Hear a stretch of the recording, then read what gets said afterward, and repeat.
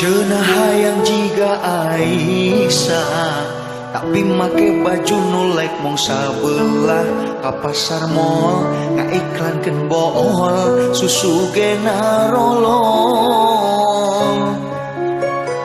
Berat pun jiga istri Rasul, lamun tutup orat anger kene ngedul. Kodrat istri kaluar sing buni, tong nurutan sapi.